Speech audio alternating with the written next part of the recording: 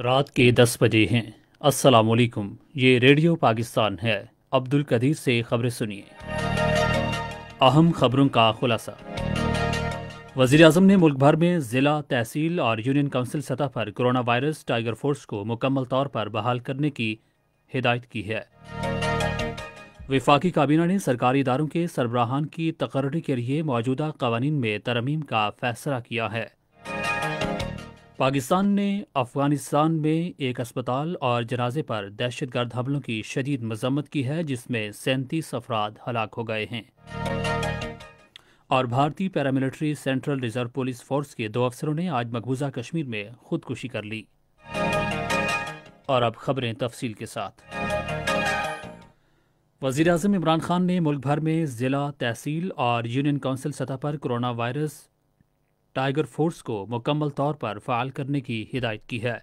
انہوں نے یہ بات آج اسلام آباد میں کرونا وائرس ٹائیگر فورس سے متعلق امور کے جائزہ اجلاس کے لیے صدارت کرتے ہوئے کہی۔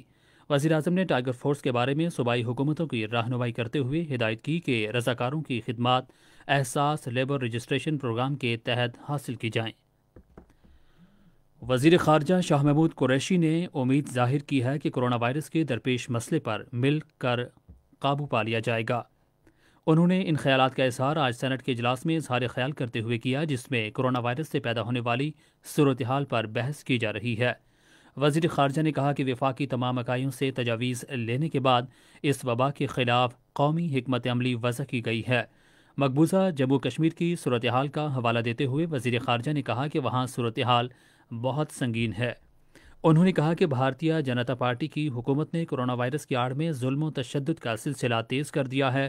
قابض بھارتی فوجیوں نے گھروں میں نقب لگانا اور بے گناہ اور نہتے کشمیری عوام کو شہید کرنا شروع کر دیا ہے۔ ایوان کا اجلاس اب جمعرات کو دوبارہ 12 بجے ہوگا۔ پاکستان میں چین کے سفیر یاو جنگ نے آج راولپنڈی میں بری فوج کے سربراہ جنرل قمر جاوید باجوہ سے ملاقات کی۔ فوج کے شعبہ تعلقات عامہ کے مطابق ملاقات میں علاقائی سلامتی اور کرونا وائرس کی عالمی وبا سمیت باہمی دلچسپی کے امور پر تبادلہ خیال کیا گیا۔ اس موقع پر اظہار خیال کرتے ہوئے بری فوج کے سربراہ نے کرونا وائرس سے نمٹنے کے لیے پاکستان کی مدد کے لیے چین کے طبی ماہرین کے دورے سمیت طبی اور تمام دیگر امداد کی فراہمی پر چین کا شکریہ ادا کیا۔ دورے پر آئے معزز مہمان نے تمام فورمز پر پاکستان کی مسلسل حمایت کا یقین دلایا۔ وزیر اعظم عمران خان نے کہا ہے کہ حکومت عوام کی سماجی معاشی بہتری کے لیے یورپی یونین کے ساتھ روابط جاری رکھے گی۔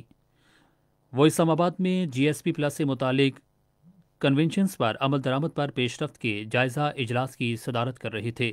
وزیر اعظم نے کہا کہ جی ایس پی پلس اسٹیٹس سے متعلق اقوام متحدہ کے 27 کنونشن سے پاکستان کی آئینی ذمہ داریوں اور پاکستان تحریک انصاف کے عوامی ایجنڈے سے مطابقت رکھتے ہیں۔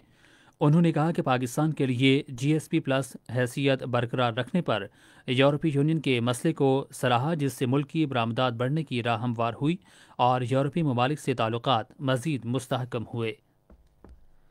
وفاقی کابینہ نے آج اسلام آباد میں وزیر اعظم عمران خان کی صدارت میں ایک اجلاس میں ملک میں مختلف سرکاری اداروں کے سربراہان کی تقرری کے موجودہ قوانین میں ترمیم کرنے کا فیصلہ کیا ہے۔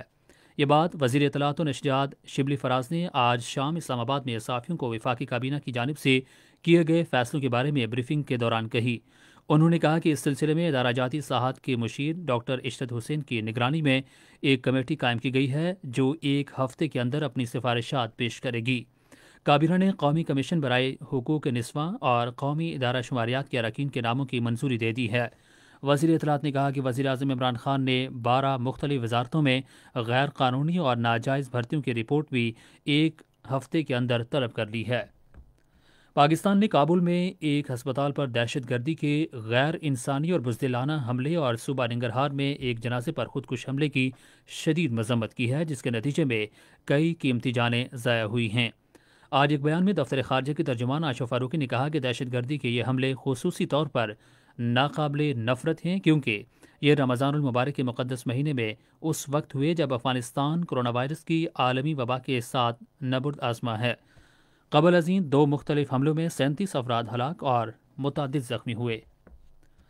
اور بھارتی paramilitary central reserve police force کے 2 افسروں نے آج خودکشی کر لی۔ ایک اے ایس آئی نے اپنی زندگی کا خاتمہ اسلام آباد کے علاقے مٹن میں اپنی سروس رائفل سے خود کو گولی مار کر کیا، جبکہ ایک اور اے ایس آئی نے سری نگر میں اپنی بندوق سے اپنی ہی جان لے لی۔ ان دو واقعات سے مقبوضہ کشمیر میں جنوری 2007 سے خودکشی کرنے والے بھارتی فوجی اور پولیس اہلکاروں کی تعداد 451 ہو گئی ہے۔ اسی کے ساتھ خبریں ختم ہوئیں۔ مزید خبروں اور تجزیوں کے لیے آئیے ہماری ویب سائٹ پر، پتہ ہے radio.gov.pk، اور فیس بک کے link radio Pakistan news official پر براہ راست ویڈیو سٹریمنگ بھی ملاحظہ کیجیے۔